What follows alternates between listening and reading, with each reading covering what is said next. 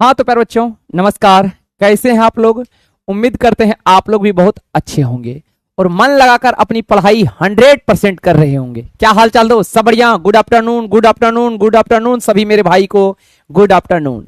तो चलिए प्यारे बच्चों, आज की क्लास को बेहतरीन अंदाज में लह लह आगे लेके बढ़ते हैं।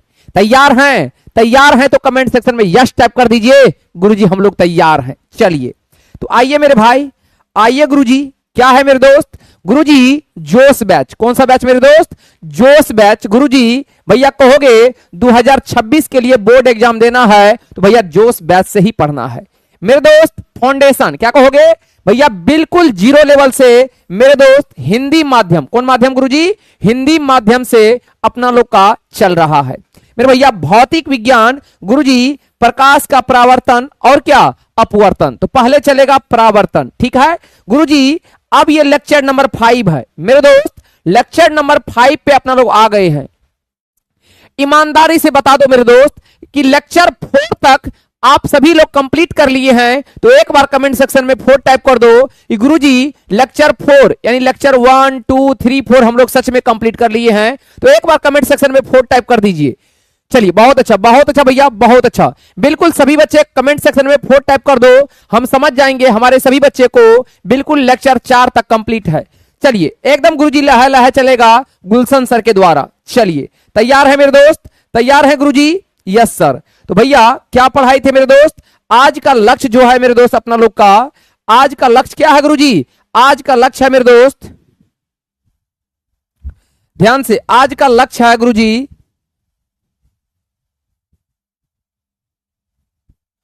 क्या है दोस्त? गोलीय दर्पण। क्या है मेरे दोस्त?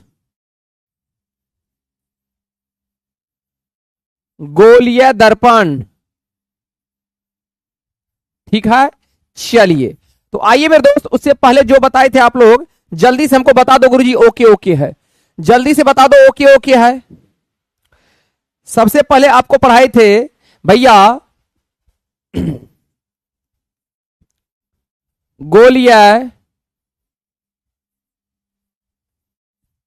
गोलीय दर्पण के प्रकार, याद है दोस्त? यस गुरुजी। तो भैया गोलीय दर्पण 2 प्रकार के। गोलीय दर्पण कितने टाइप का? आप कहोगे 2 टाइप का। पहला था मेरे दोस्त अवतल दर्पण। पहला क्या था? अवतल दर्पण। और दूसरा क्या था? दूसरा था गुरुजी उत्तल दर्पण। क्या था मेरे दोस्त? उत्तल दर्पण। यानी गुरुजी अगर हम बात करें तो गोलीय दर्पण 2 टाइप का, अवतल और क्या उत्तल। क्लियर भैया? क्लियर है गुरुजी?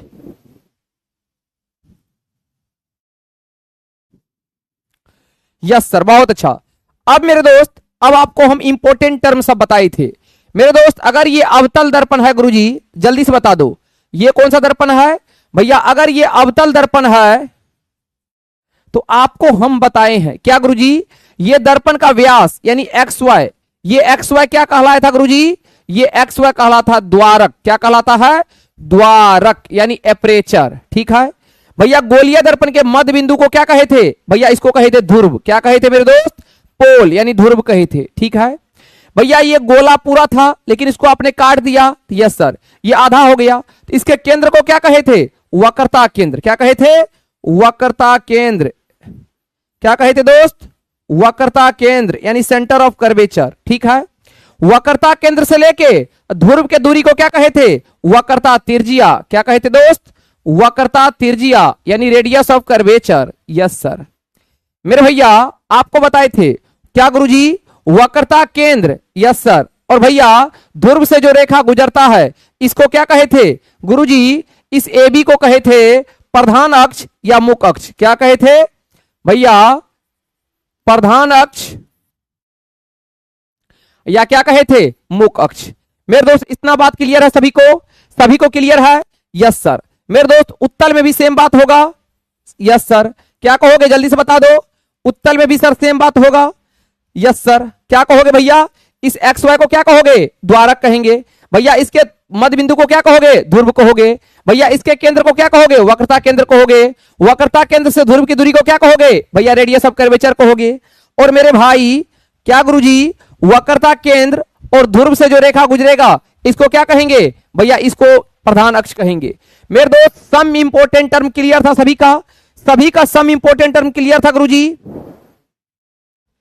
यस सर, बहुत अच्छा भैया, बहुत अच्छा, बिल्कुल सभी बच्चे कमेंट कर दिए गुरुजी, लाहे लाहे क्लियर था। तो मेरे दोस्त अब गुरुजी जो बताने वाले हैं मेरे दोस्त इंपोर्टेंट टर्म, वो है फोकस। क्या है गुरुजी? आइए गुरुजी फोकस को समझते हैं। किसको समझते हैं? फोकस को। ध्यान से बाबू, फोकस किससे दिखाते हैं? एफ से। किससे दिखाते हैं? एफ से। आइए गुरुजी फोकस को समझते हैं। मेरे बच्चा ध्यान से समझना फोकस को। जी गुरुजी, भैया ये आपका अवतल दर्पण है, लह लह कहोगे यस सर ये अवतल दर्पण है। मेरे बच्चा एक एक बात को आज समझना पड़ेगा, है ना? Yes sir. ये आपका क्या है गुरुजी? ये आपका गुरुजी द्वारक है। क्या है? ये एक्स वाई क्या है? आप कहोगे सर ये एक्स वाई मेरा द्वारक है। ठीक है सर। भैया इसके मध्य बिंदु को क्या कहे थे? ध्रुव कहे थे। ये पी जो है क्या है? आप कहोगे सर ध्रुव है। ठीक है बच्चा? Yes sir. आप कहोगे सर इसके केंद्र को क्या कहते हैं? भैया इसी को वक्रता केंद्र कहते हैं। क्या कहते दोस्त? वक्रता केंद्र कहते हैं। एकदम गुरुजी ध्यान से। भैया सी से लेके पी तक के दूरी को क्या कहे थे? भैया ये वक्रता त्रिज्या है। ये आर क्या है दोस्त? वक्रता त्रिज्या है। वक्रता त्रिज्या है। ठीक है सर। और भैया ये रेखा जो बताए थे गुरुजी, ये ए बी रेखा क्या कहलाएगा? मेरे दोस्त ये ए बी रेखा प्रधान अक्ष कहलाएगा। तो गुरुजी फोकस कहां है? तो मेरे भैया एक बात आप पहले समझ लो, फोकस जो है वो मिरर का टर्म नहीं है, उसको उत्पन्न किया जाता है। क्या किया जाता है? भैया उसको उत्पन्न करते हैं। कैसे? आइए सर समझते हैं। मेरे भाई अगर फोकस समझना हो तो सबसे पहले आप देखो प्रिंसिपल एक्सिस के पैरेलल जो भी लाइट को लेके आते हैं, ठीक है भैया, जो लाइट किसी सरफेस पे आता है उसको कहते हैं आपतित किरण। ठीक है गुरुजी। और भैया ये टकराने के बाद जिस पॉइंट से गुजरता है, भैया टकराने के बाद जिस पॉइंट से गुजरता है उस पॉइंट को ही क्या कहते हैं? फोकस कहते हैं। क्या कहते हैं? फोकस। मेरे दोस्त प्रधान अक्ष के समांतर लाइट को लेके आते हैं, भैया दर्पण से टकराने के बाद भैया जिस पॉइंट पे मिलता है उस पॉइंट को ही क्या कहते हैं? फोकस कहते हैं। क्या कहते हैं दोस्त? फोकस कहते हैं। तो मेरे भैया यही क्या कहलाएगा? फोकस। क्या कहलाएगा?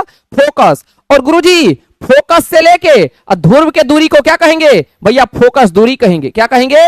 भैया फोकस दूरी कहेंगे। मेरे बच्चा बिल्कुल डिफिनेशन हम लिखा रहे हैं। क्या बोले भैया? क्या कहोगे?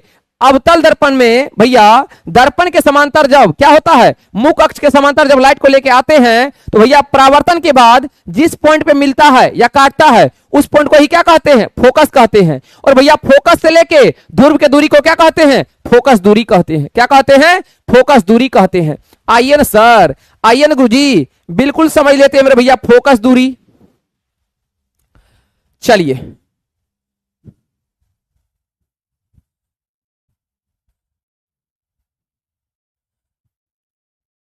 चलिए गुरुजी, फोकस या मुख फोकस क्या कहते हैं मेरे दोस्त?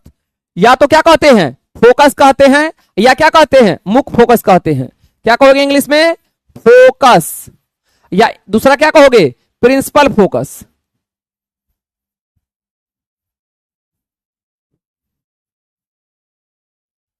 फोकस या प्रिंसिपल फोकस।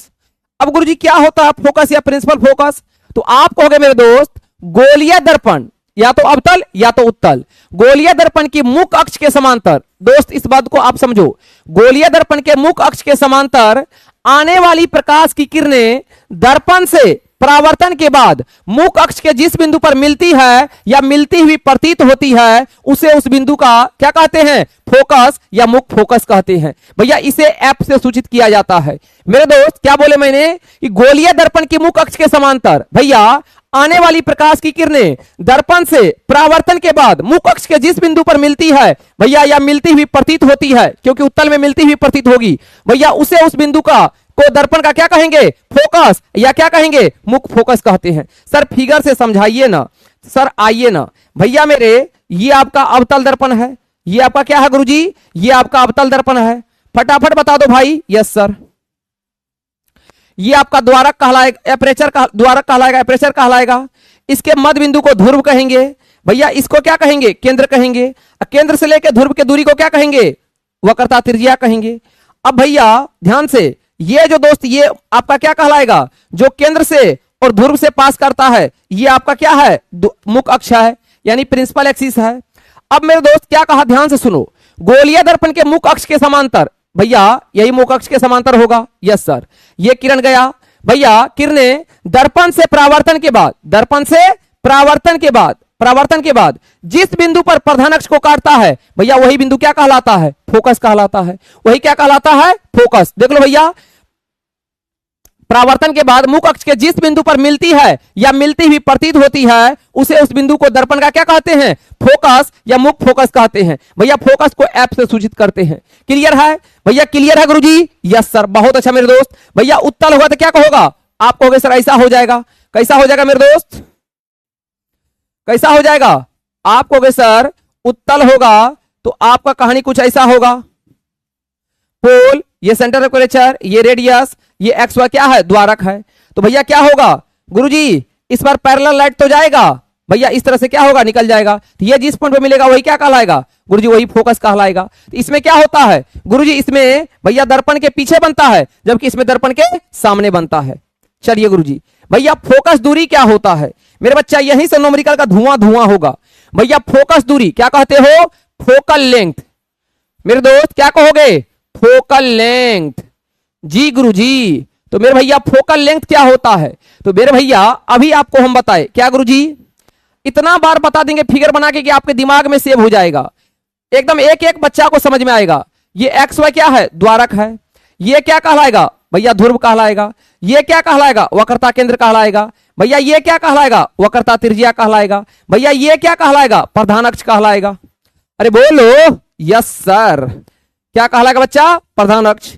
अब भैया इसके समांतर जब ये लाइट गया, अरे भाई तू हटना, ये क्या है, आप कहोगे सर इंसिडेंट रे है, टकरा के जिस बिंदु पे गुजरेगा वही क्या बनेगा, फोकस। और मेरे बच्चा फोकस से लेके ध्रुव के दूरी को क्या कहते हैं भैया, फोकस से लेके ध्रुव की दूरी को क्या कहते हैं भैया, फोकस दूरी कहते हैं। क्या कहते हैं मेरे राजा, फोकस दूरी कहते हैं। बोलने मेरे भाई, क्या कहते हैं, फोकस दूरी कहते हैं। मेरे भैया क्या कहोगे, गोलीय दर्पण के ध्रुव और फोकस के बीच की दूरी को दर्पण की फोकस दूरी कहते हैं। भैया फोकस दूरी को किससे सूचित करते हैं, एफ से रिप्रेजेंट किया जाता है। भैया गोलीय दर्पण का क्या कहोगे, ध्रुव और फोकस के बीच की दूरी को क्या कहेंगे भैया, फोकस दूरी कहेंगे। क्या कहेंगे, फोकस दूरी कहेंगे। चाहे अवतल हो चाहे उत्तल हो, गोलियां लगा हुआ है। ठीक है मेरे दोस्त, अब कुछ बात मेरे भैया याद रखना है। क्या कहोगे मेरे भैया, नोट में आपको याद रखना है क्या भैया, अवतल दर्पण की, अवतल दर्पण की फोकस दूरी, अवतल दर्पण की फोकस दूरी धनात्मक हो, एक मिनट, अवतल दर्पण की फोकस दूरी, अवतल दर्पण की फोकस दूरी ऋणात्मक होती है। अवतल दर्पण की फोकस दूरी ऋणात्मक होती है। और मेरे दोस्त फिर क्या कहोगे गुरुजी, फिर कहेंगे कि कहेंगे गुरुजी, फिर कहेंगे उत्तल दर्पण। क्या कहोगे मेरे दोस्त, उत्तल दर्पण की, उत्तल दर्पण की फोकस दूरी, उत्तल दर्पण की फोकस दूरी, उत्तल दर्पण की फोकस दूरी धनात्मक होती है। उत्तल दर्पण की फोकस दूरी धनात्मक होती है। मेरे दोस्त ये हमेशा नोट याद रखिएगा। क्या गुरुजी, साइन कन्वेंशन में बच्चे बहुत परेशान होते हैं। भैया अवतल दर्पण की फोकस दूरी क्या होती है भैया, आपको सर ऋणात्मक होती है, जबकि उत्तल दर्पण की फोकस दूरी क्या होती है भैया, धनात्मक होती है। मेरे दोस्त याद रखना हमेशा। गुरुजी क्या भैया, फोकल लेंथ। क्या कहोगे भैया, फोकल लेंथ। गुरुजी यस सर।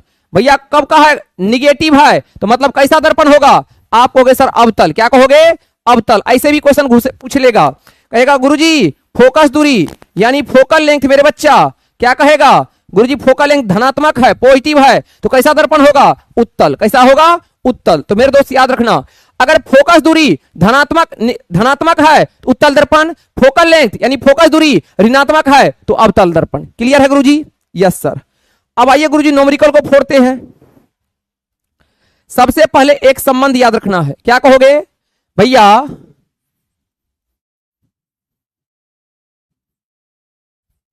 गोलीय दर्पण में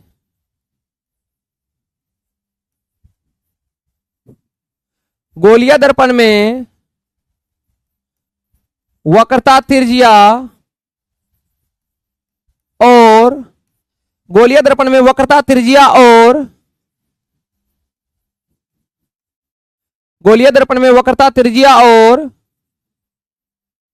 फोकस दूरी, गोलीय दर्पण में वक्रता त्रिज्या और फोकस दूरी में संबंध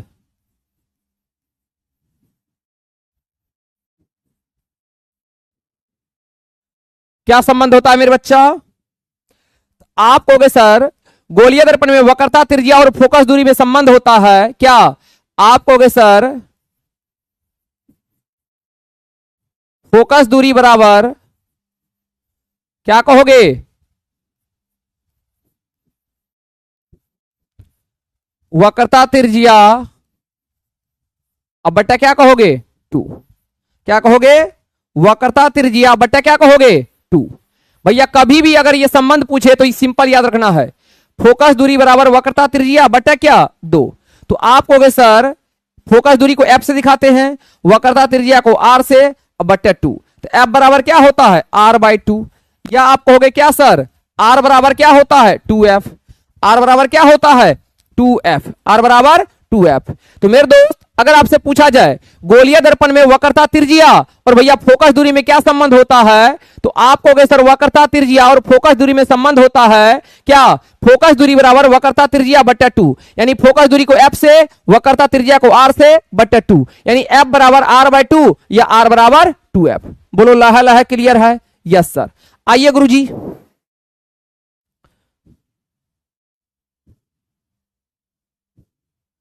चलिए उड़ाइए जल्दी से क्वेश्चन का। पहला क्वेश्चन है, हम बताते हैं, ध्यान से समझिएगा भैया। एक गोलीय क्या है बाबू? इसको थोड़ा सही कर लीजिएगा। एक गोलीय दर्पण की फोकस दूरी क्या होगी अगर इसकी वक्रता त्रिज्या 20 सेंटीमीटर है? भैया क्या है सवाल? क्वेश्चन को लह लह पढ़ो भैया। एक गोलीय दर्पण की फोकस दूरी क्या होगी? कब? जब वक्रता त्रिज्या क्या है? 20 है। मेरे बच्चा वक्रता त्रिज्या आर कितना दिया है? आपको सर 20 दिया है। भैया क्या पूछा है? भैया एफ पूछा है। तो आप जानते हो क्या एफ बराबर r/2? बोलो हाँ या ना। तो एफ निकालना है, आर दिया है 20 बट्टा का 2, काट दो, दूध है इन 20। एफ बराबर कितना होगा भैया? 10 सेंटीमीटर। मेरा तो आ गया है, आप लोग का क्या हालचाल है? मेरा तो 10। वाह भाई गजब गजब भाई, फोड़ दिए हैं क्वेश्चन को। 10 centimetre is the correct answer. Sir plus या माइनस? तो भैया कुछ भी नहीं। क्यों भैया? क्योंकि कहा है यहां पे गोलीय दर्पण। क्या कहा है? गोलीय दर्पण। भैया अवतल कहता तो माइनस, उत्तल कहता तो प्लस, कोई चीज नहीं कहा है तो ओनली फोर क्या कहेंगे? 10 सेंटीमीटर। क्योंकि दर्पण क्या हो सकता है? अवतल भी, उत्तल भी। चलिए चलिए भैया इसका जवाब दीजिए हमारे सभी भाई जल्दी से। कहा है बाबू एक गोलीय दर्पण की वक्रता त्रिज्या ज्ञात करें अगर इसकी फोकस दूरी 20 सेंटीमीटर है। फेंको भाई आंसर जल्दी से फेंको मेरे दोस्त। एक गोलीय दर्पण की वक्रता त्रिज्या ज्ञात करना है, ठीक है। अगर फोकस दूरी कितना है भैया? एफ जो दिया है इस बार वो 20 सेंटीमीटर दिया है, और क्या निकालना है? वक्रता त्रिज्या निकालना है। तो आप जानते हो एफ बराबर क्या होता है? r/2। तो भैया एफ कितना दिया है? आप कहोगे सर 20, आर निकालना है बट्टा 2, नहीं कुछ बट्टे में तो यहां भी 1, क्रॉस गुना कर लो, आर को 1 से, आर ये 20 दूनी कितना होगा? 40 सेंटीमीटर। बोलो आया है सभी का क्या? 40 सेंटीमीटर। वाह भाई गजब फोड़ रहे हैं, गजब फोड़ रहे हैं मेरे दोस्त। 40 centimetre is the correct answer. बेहतरीन जवाब है हमारे सभी भाई का। चलिए कुछ क्वेश्चन और है भैया, इसको भी उड़ा दीजिए जल्दी से। कुछ क्वेश्चन ये भी है, इसको भी उड़ा दीजिए जल्दी से। क्या है बाबू? ध्यान से पढ़ना है भैया। अब न्यूमेरिकल पोर्शन धीरे धीरे फिजिक्स का उठाएंगे भैया। 40 डिग्री के कोण पर किरण आपतित होती है, तो आपतित किरण तथा परावर्तित किरण के बीच का कोण कितना होगा?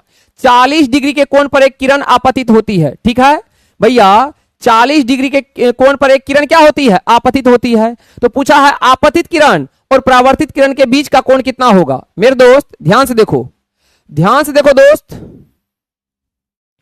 ये कोई इस तरह से स्मूथ सरफेस होगा, ठीक है। ये आपतित किरण, ये होता है परावर्तित किरण, ये होता अभिलंब, ठीक है। सब बता दिए आप लोग को, ठीक है। ये होता पॉइंट ऑफ इंसिडेंस। अब सवाल में क्या कहा है कि भैया 40 डिग्री के कोण पर एक किरण आपतित होती है, तो आपतित किरण तथा परावर्तित किरण के बीच का कोण कितना होगा?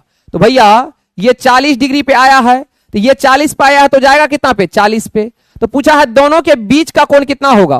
तो भैया आपतित किरण तथा परावर्तित किरण के बीच का कोण कितना होगा? तो भैया ये टोटल कोण पूछा है, तो क्या हो जाएगा? एंगल आई प्लस क्या? Angle R. तो 40 प्लस क्या? 40। तो मेरे दोस्त कितना हो जाएगा? आप हो गए 80 डिग्री। कितना डिग्री? 80 डिग्री हो जाएगा। कितना हो जाएगा मेरे दोस्त? 80 डिग्री हो जाएगा। अरे भाई क्या बोला है, ध्यान से देखो, 40 डिग्री के कोण पर एक किरण आपतित होती है, ठीक है सर। भैया आपतित किरण और परावर्तित किरण के बीच का कोण कितना होगा? तो 40 डिग्री पे आपतित हुआ है, एक मिनट, 40 डिग्री के कोण पर एक किरण आपतित होती है, 40 डिग्री के कोण पर एक किरण क्या होती है? आपतित होती है। एक मिनट बाबू, सॉरी बाबू, ऐसा नहीं है, कहानी कुछ ऐसा है, कहानी कुछ ऐसा है मेरे दोस्त, ध्यान से समझना है। बिल्कुल, एक मिनट, किरण 40 डिग्री कोण है, बिल्कुल सही है बाबू, बिल्कुल सही है। अरे भैया बिल्कुल सही है। क्यों क्यों सर? क्योंकि भैया ये नहीं बोला है कि प्लेन मिरर के साथ 40 डिग्री पे। ओके ओके है, सही है।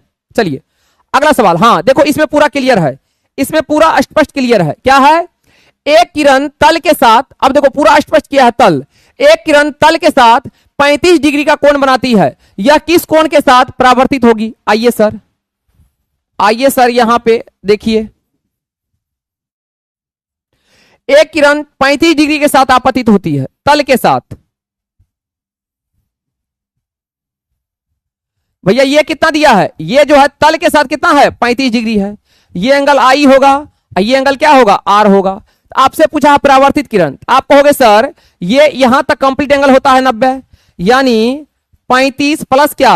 आई बराबर कितना होगा? 90। तो सर यहां से आई बराबर क्या हो जाएगा? 90 माइनस का 35। तो यहां से आई बराबर क्या हो जाएगा? 10 में से 5 गया तो 5, 8 में से 3 गया तो 5, यानी 55 डिग्री। कितना होगा बच्चा? 55 डिग्री। बट आपसे आई नहीं पूछा है, आपसे पूछा है आर। तो भैया आया आई है 55, तो आई किसके बराबर होता है? आर के बराबर। तो एंगल आर भी कितना होगा? 55। कितना होगा? 55। क्लियर है भैया? आई अगर 55 तो आर भी कितना होगा? 55 होगा। चलिए इसको करके दिखाइए। आया है 55, बहुत अच्छा। चलो इसको करो, 55 55, बहुत अच्छा। पूजा है, रूबी है, सिमरन है, अमित है, चलिए बहुत अच्छा। जोया है, अंशु है, अमोद है, चलिए बहुत अच्छा। सभी का आंसर दीपक है, राइट आंसर। भैया यदि कोई किरण तल के साथ 45 डिग्री कोण बनाती है तो यह किस कोण के साथ परावर्तित होगी? भैया बता दो, भैया बता दो जल्दी से मेरे दोस्त। इस तरह से ये क्या है? स्मूथ सरफेस है। भैया ये किरण कितना डिग्री के साथ? 45 डिग्री के तल के साथ आता है। भैया करा यदि कोई किरण तल के साथ 45, तल के साथ कितना? ये बीच में अभिलंब होता है, ठीक है, ये रिफ्लेक्टेड रे होता है। यदि कोई किरण तल के साथ 45 डिग्री का कोण बनाती है तो यह किस कोण के साथ परावर्तित होगी? तो पहले आई निकालिए, फिर आर निकालिए, तो आराम से काम बन जाएगा। तो आप कहोगे सर एंगल आई प्लस क्या? 45 बराबर क्या होगा? 90। Yes sir. आप कहोगे सर एंगल आई कितना हो जाएगा? 90 माइनस का 45। तो यहां से एंगल आई कितना हो जाएगा? आप कहोगे सर 45। एंगल आई कितना हो जाएगा? 45। मेरे बच्चा आई अगर 45 तो आर भी कितना होगा? 45। आर भी कितना होगा? 45। गुरुजी क्या हालचाल? आया है सभी का? वाह भाई गजब गजब दोस्त, ऐसे न्यूमेरिकल को फोड़ेंगे भैया, ऐसे न्यूमेरिकल को फोड़ेंगे गुरुजी। चलिए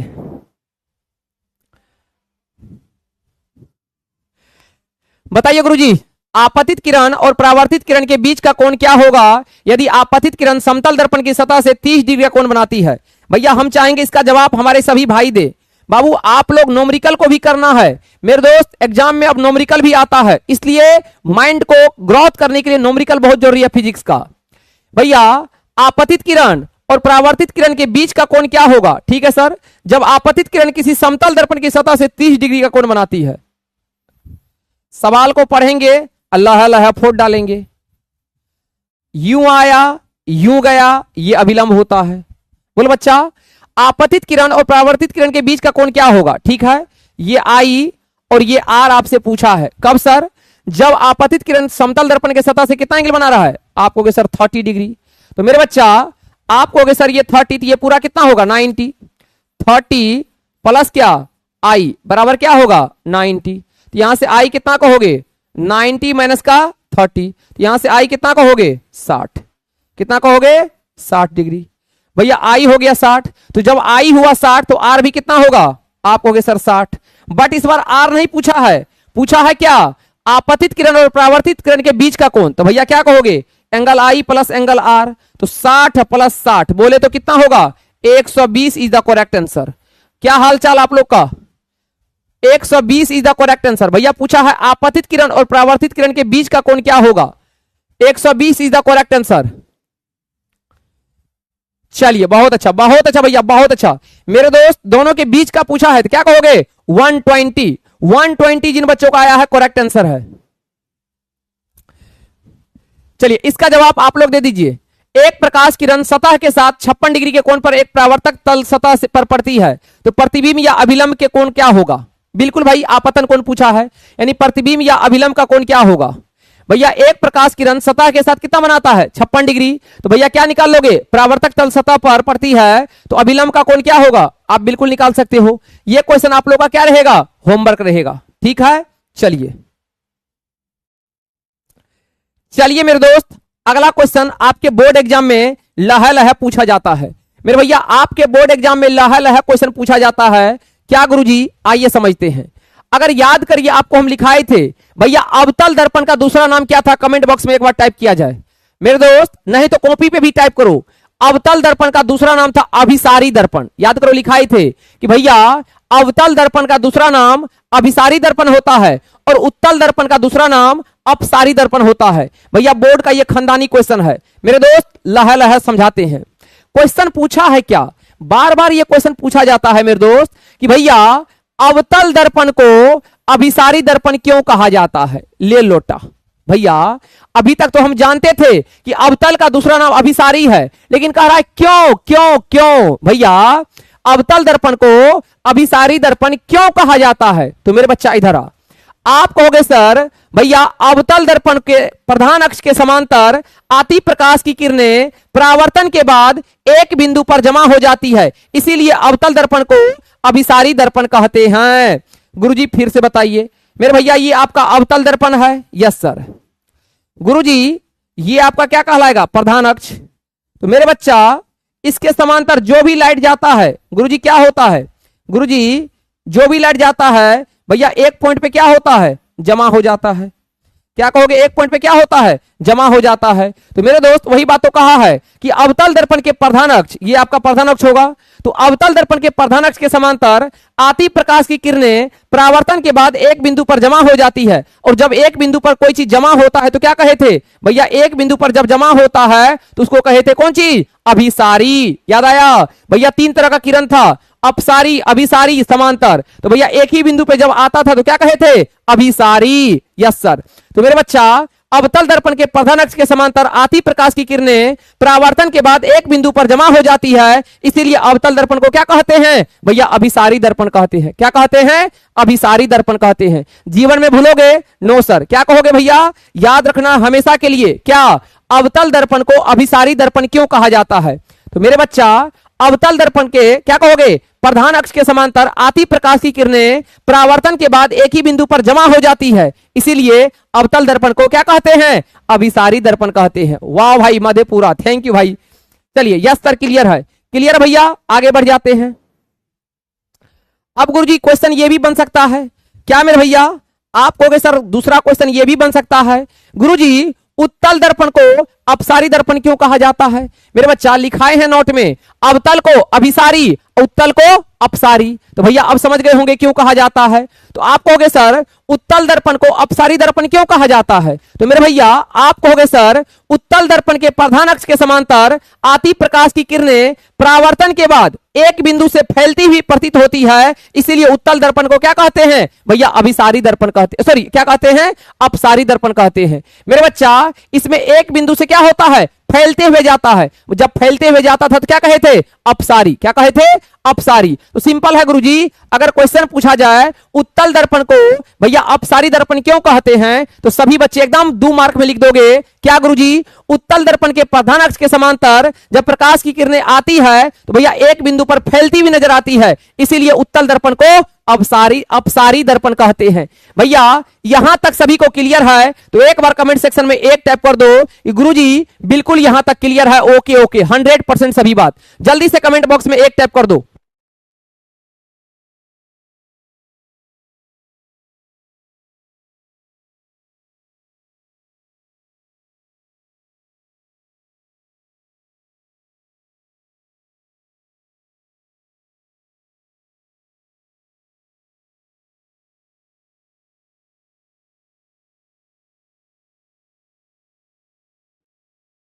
चलिए क्लियर है? क्लियर है? जल्दी से बता दो।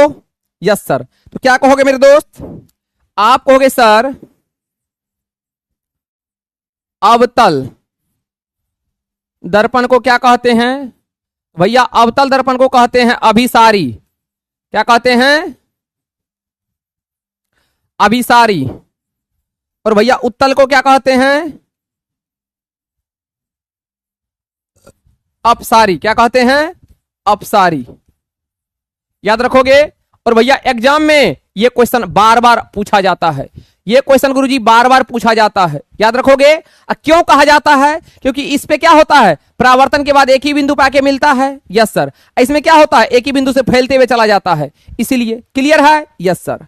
अब गुरुजी बोर्ड एग्जाम में आपका 5 मार्क का एक क्वेश्चन बनता है मेरे दोस्त, 5 मार्क का एक क्वेश्चन बनता है। क्या भैया?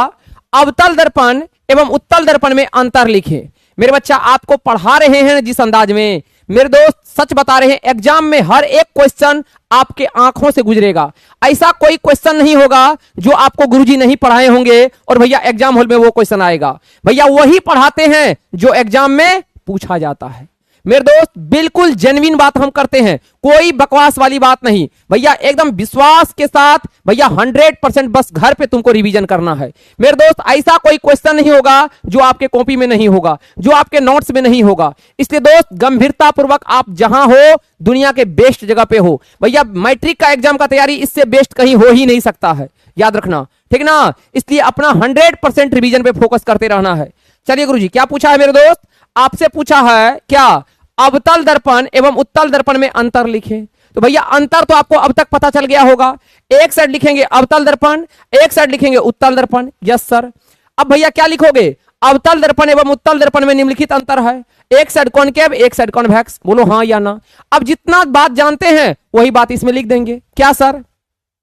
भैया वैसा दर्पण जिसका परावर्तक सतह धंसा हुआ हो अवतल दर्पण कहलाता है। बताए थे बाबू, वैसा दर्पण जिसका परावर्तक सतह धंसा हुआ हो क्या कहेंगे? अवतल दर्पण कहेंगे। वैसा दर्पण जिसका परावर्तक सतह उभरा हुआ हो क्या कहेंगे? उत्तल दर्पण कहेंगे। भैया पहला तो डिफिनेशन हो जाता है, क्या कहोगे? वैसा दर्पण जिसका परावर्तक सतह धंसा हुआ हो भैया क्या कहेंगे? अवतल। वैसा दर्पण जिसका परावर्तक सतह उभरा हुआ हो क्या कहेंगे? गुरुजी उत्तल।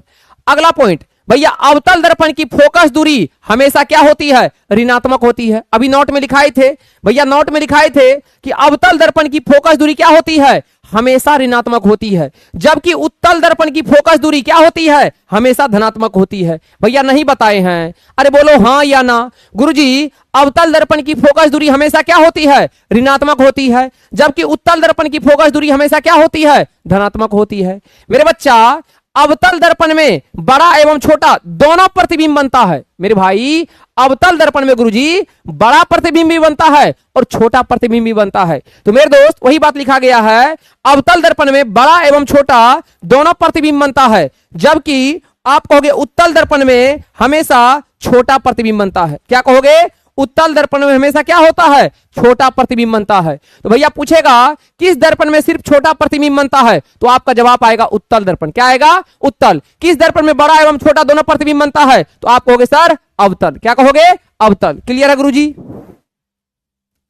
भैया आगे कहोगे भैया अवतल दर्पण में सीधा एवं उल्टा प्रतिबिंब बनता है। गुरुजी अवतल दर्पण में सीधा और उल्टा दोनों प्रतिबिंब बनता है, जबकि उत्तल दर्पण में हमेशा क्या कहोगे, सीधा प्रतिबिंब बनता है। मेरे दोस्त क्यों बनता है इसका केस बताएंगे, आपको टेंशन नहीं लेना है। गुरुजी अवतल दर्पण में सीधा एवं उल्टा दोनों प्रतिबिंब बनता है, जबकि उत्तल दर्पण में हमेशा क्या होता है, सीधा प्रतिबिंब बनता है।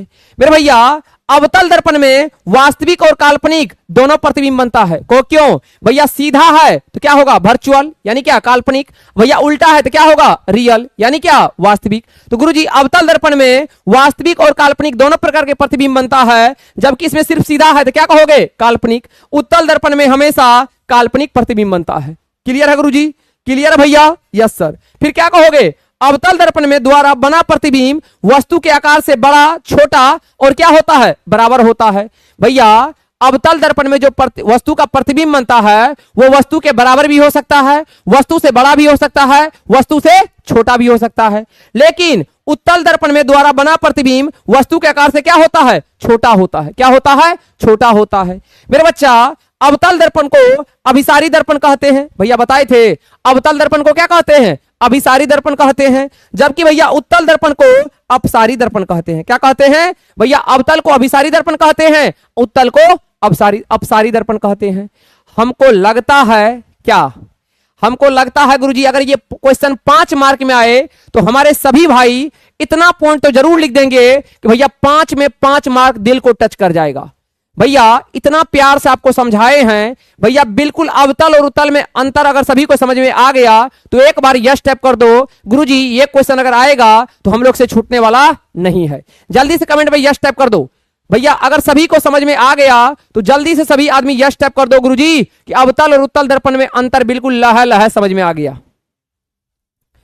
यस सर क्लियर है, यस सर क्लियर है, थैंक यू भाई। ऐसे जवाब दोगे तो भाई दिल खुश हो जाएगा। चलिए नो बकवास सीधी बात। तो मेरे दोस्त ये क्वेश्चन अपने आप में 5 मार्क का बनता है। क्या गुरुजी, अवतल दर्पण और उत्तल दर्पण में क्या लिखें, अंतर लिखें। इसलिए गुरुजी ध्यान से चलिए। अब भैया यही बात तो आपको समझाना है मेरे दोस्त, अब यही बात आपको समझाना है गुरुजी। क्या मेरे भैया, गोलीय दर्पण में जो गुरुजी अवतल के लिए और उत्तल के लिए प्रतिबिंब को बनाएंगे भैया, उसके लिए 4 रूल है। कितना रूल है, 4 रूल है। इस चारों रूल को पहले समझेंगे तब रे डायग्राम बनाने में क्या होगा, आसान होगा। तो मेरे भैया बिल्कुल तन मन धन कॉपी कलम 10 सेकंड के लिए रख दो, पहले सभी बात को समझो। हेडिंग क्या है मेरे दोस्त, हेडिंग है गुरुजी, क्या कहोगे भैया, गोलीय दर्पण में बनने वाले किरण आरेख के लिए नियम। क्या है बाबू, गोलीय दर्पण चाहे अवतल हो चाहे उत्तल हो, नियम सेम रहेगा। भैया कहते हैं ना गद्दी पे चाहे हम है चाहे मुन्ना, नियम तो क्या रहेगा, सेम। तो भैया गोलीय दर्पण चाहे अवतल हो चाहे उत्तल हो, नियम क्या रहेगा, सेम। तो गोलीय दर्पण में बनने वाले किरण आरेख के लिए नियम, तो आइए सर जानते हैं नियम।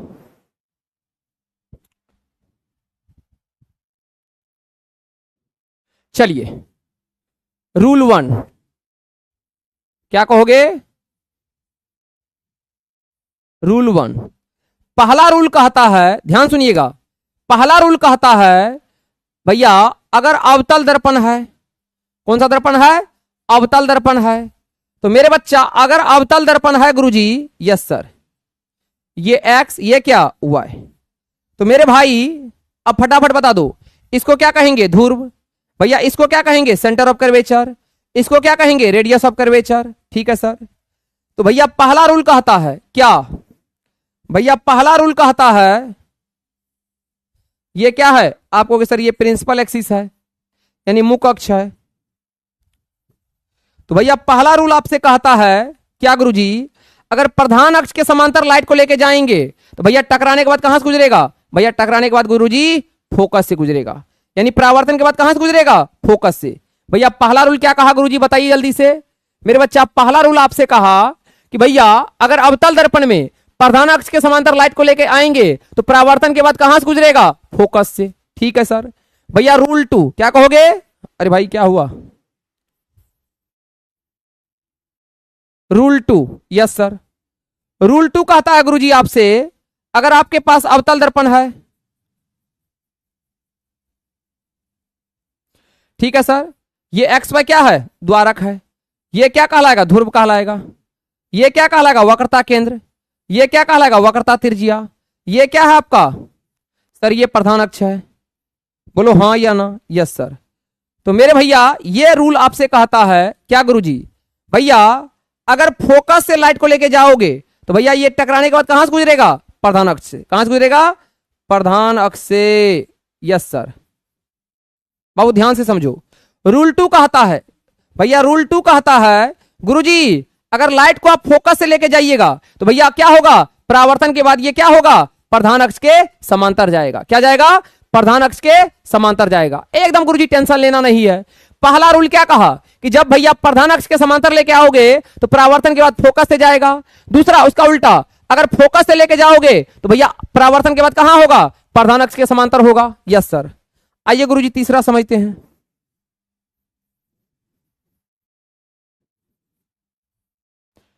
भैया तीसरा रूल कहता है अगर ये आपके पास अवतल दर्पण है, ठीक है, तो भैया ये क्या कहलाएगा, ध्रुव, ये क्या कहलाएगा, द्वारक, भैया ये क्या कहलाएगा आपको, सर ये कहलाएगा सेंटर ऑफ कर्वेचर, ये कहलाएगा रेडियस ऑफ कर्वेचर, और गुरुजी ये क्या कहलाएगा, ये कहलाएगा प्रधान अक्ष। तो भैया रूल तीसरा कहता है क्या गुरुजी, अगर सेंटर ऑफ कर्वेचर से लाइट को गुजारोगे, यस सर, भैया सेंटर ऑफ कर्वेचर से लाइट को अगर गुजारोगे तो परावर्तन के बाद किससे गुजरेगा, भैया सेंटर ऑफ कर्वेचर से ही। क्या बोले दोस्त, रूल तीसरा कहता है क्या, अगर भैया सेंटर ऑफ कर्वेचर यानी वक्रता केंद्र से लाइट को गुजारोगे तो परावर्तन के बाद किससे गुजरेगा, वक्रता केंद्र से ही गुजरता है। 3 रूल क्लियर है।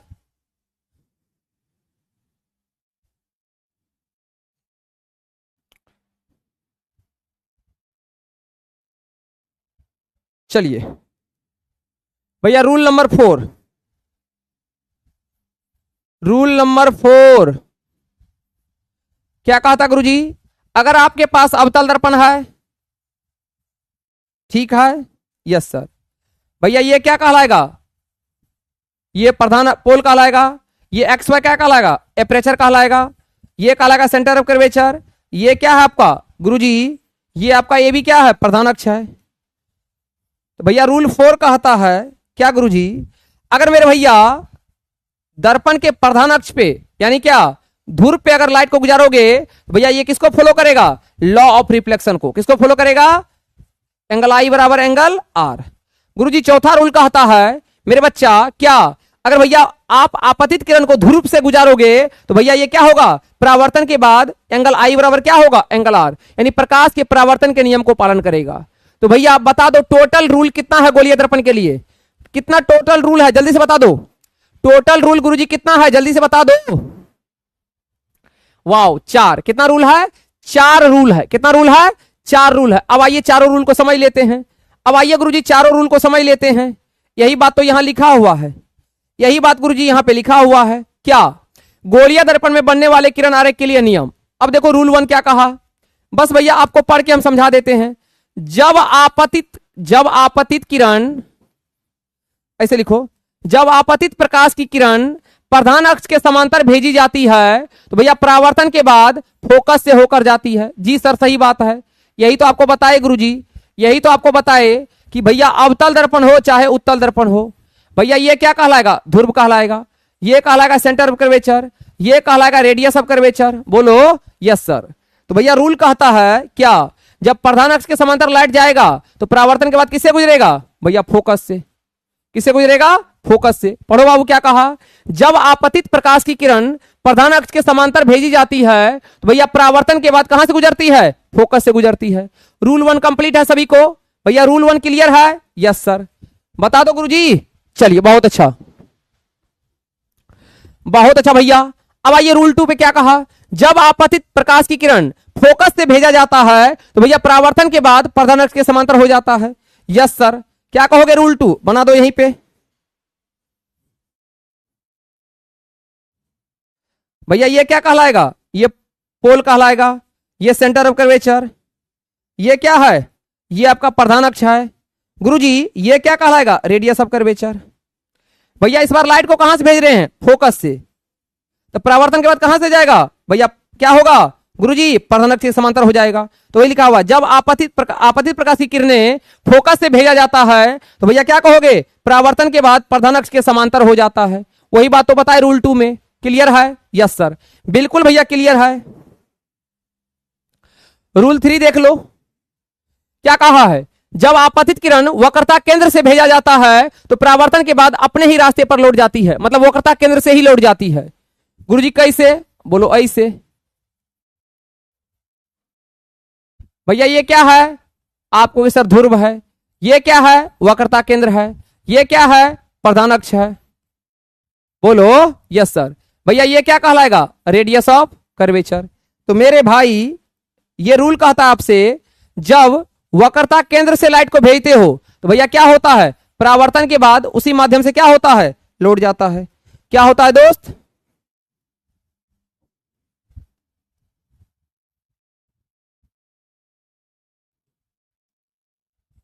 क्या होता है?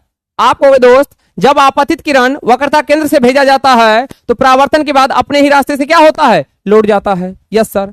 भैया चौथा रूल देख लो, क्या कहोगे? जब प्रकाश की किरणें को दर्पण के ध्रुव से भेजा जाता है तो भैया आपतन कोण परावर्तन कोण के क्या होता है? बराबर होता है। यही तो बताए थे सर। ये क्या कहलाएगा? ध्रुव। ये क्या कहलाएगा? वक्रता केंद्र। ये क्या है? Radius of curvature. तो भैया आप क्या कहोगे सर? गुरुजी कहना क्या है? जब ध्रुव से भेजेंगे तो भैया किसको फॉलो करेगा? लॉ ऑफ रिफ्लेक्शन को। एंगल आई बराबर एंगल आर। तो मेरे दोस्त बता दो टोटल क्या को रूल? आपको सर टोटल 4 रूल। चारों रूल क्लियर है? बताओ चारों रूल क्लियर है दोस्त? बता दो पहला रूल क्या कहा? भैया पहला रूल कहा कि प्रधान अक्ष के समांतर लाइट को लेके जाओगे तो परावर्तन के बाद फोकस से। दूसरा उसका उल्टा, फोकस से ले जाओगे तो क्या होगा? प्रधान अक्ष के समांतर। तीसरा वक्रता केंद्र से गुजारोगे तो भैया वक्रता केंद्र से ही गुजर जाएगा। चौथा ध्रुव से गुजारोगे तो भैया क्या करेगा? प्रकाश के परावर्तन के नियम को पालन करेगा। क्लियर है? चारों रूल क्लियर है तो कमेंट में एक बार यस टाइप कर दो सर, 4 का चारों रूल क्लियर है। भैया चारों रूल क्लियर है, कमेंट में यस टाइप कर दो सर, 4 का चारों रूल क्लियर है। जल्दी से कमेंट में यस टाइप कर दो सर कि 4 का चारों रूल क्लियर है। चलिए बहुत अच्छा, बहुत अच्छा भैया, 4 का चारों रूल क्लियर है। नो प्रॉब्लम भैया, प्रॉब्लम यहां होता नहीं है। चलिए गुरुजी आगे बढ़ जाते हैं। अब भैया आगे बढ़ जाते हैं। चलिए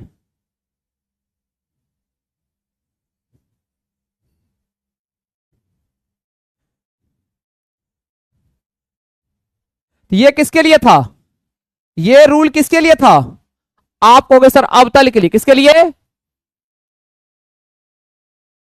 अवतल के लिए। तो भैया सेम रूल किसके लिए होता है? उत्तल के लिए। चलिए अब ध्यान से देखो। अब भैया ध्यान से ये 6 केस ध्यान से समझना है। ठीक है गुरुजी? चलिए अब बाबू यहां से आपके एग्जाम में भर भर के क्वेश्चन आता है, इसलिए गुरुजी बिल्कुल एकदम कंसंट्रेशन होके एक एक बात को समझना है। क्या है गुरुजी? ध्यान से समझना है। क्या है बाबू? अवतल दर्पण द्वारा प्रतिबिंब का बनना। क्या कहोगे? अवतल दर्पण द्वारा प्रतिबिंब का बनना। नहीं, क्या कहोगे भैया? अवतल दर्पण द्वारा प्रतिबिंब का बना स्थिति। क्या कहोगे?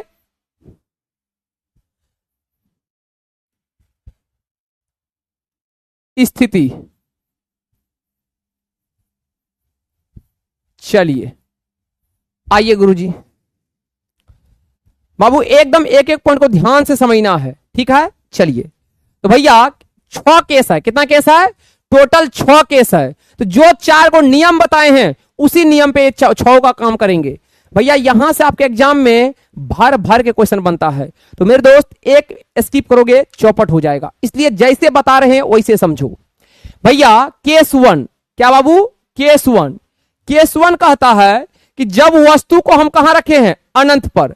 जब वस्तु को कहां रखे हैं? इन्फिनाइट पे। जब वस्तु को अनंत पे रखे हैं तो भैया मान लो ये वस्तु कहां है? ये आपका वस्तु इन्फिनाइट पे है। ये वस्तु ये भी कहां है? इन्फिनाइट पे है। तो पहला नियम क्या कहा कि वस्तु इस तरह से ये लाइट जाएगा, टकराने के बाद किससे गुजरेगा? फोकस से। भैया इस तरह से ये लाइट जाएगा, टकराने के बाद कहां से गुजरेगा? फोकस से। तो भैया आपको हम पढ़ाए थे जब दो रे कटता है तो क्या बनता है? इमेज बनता है, प्रतिबिंब बनता है।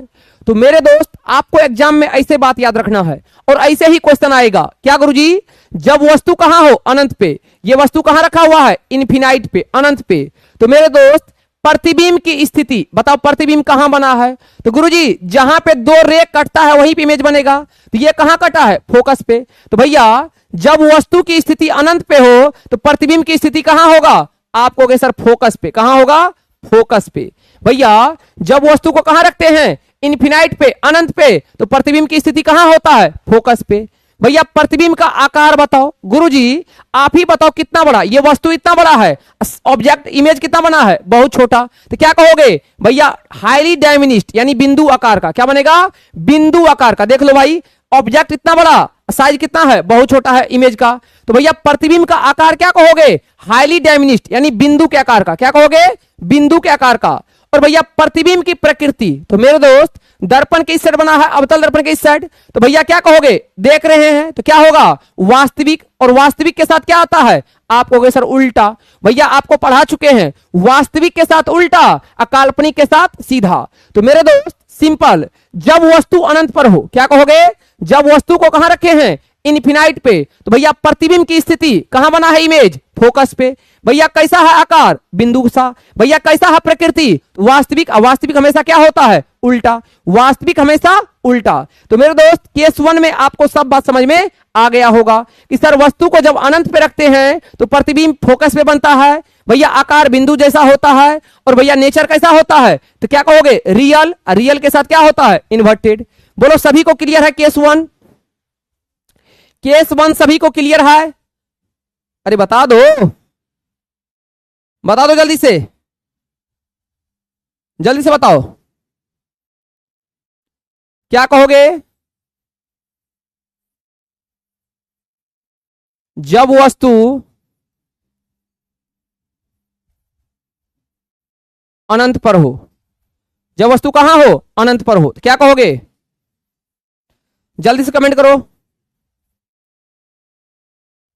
प्रतिबिंब कहां बनेगा?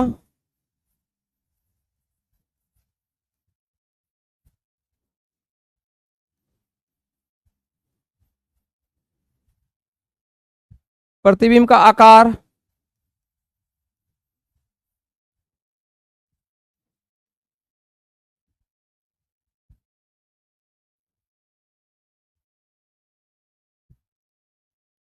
प्रकृति।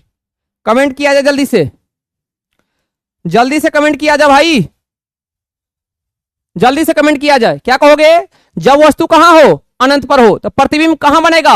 आप कहोगे सर कहां बनेगा? कहना क्या है सर? फोकस पे। कहां बनेगा? फोकस पे। कहां बनेगा? फोकस पे। Yes sir. भैया प्रतिबिंब का आकार क्या कहोगे? बिंदु आकार। कैसा होगा भाई? Point size. अरे आप लोग टाइप करो। प्रतिबिंब की प्रकृति क्या कहोगे? वास्तविक। वास्तविक क्या होता है? हमेशा उल्टा होता है। बताओ, बताओ गुरुजी, यहां तक क्लियर है? ओ भाई गजब गजब आंसर दिए हैं, बहुत अच्छा भाई। गोलू, खुशी, संध्या, प्राची, आदित्य, साफ, रिया, आयुष, प्रभास, चलिए बहुत अच्छा। अमित, फलक, नाज, प्रिया, कृति, राइट आंसर रिया, बहुत अच्छा गुरुजी, दिल टच हो गया। तो मेरे दोस्त केस 1 सभी को समझ में आ गया। और भैया बिल्कुल मेरे दोस्त, और यहां तक क्लास सभी को क्लियर है? गुरुजी यहां तक सभी को क्लियर है? तो एक बार कमेंट सेक्शन में बिल्कुल हमको यस टाइप करके बता दो गुरुजी, आज जहां तक पढ़ाए सर 100% क्लियर है। तो YES यस टाइप कर दो एक बार जल्दी से। भैया आज की क्लास अगर आप सबों को यहां तक क्लियर है तो एक बार कमेंट में YES यस टाइप कर दो।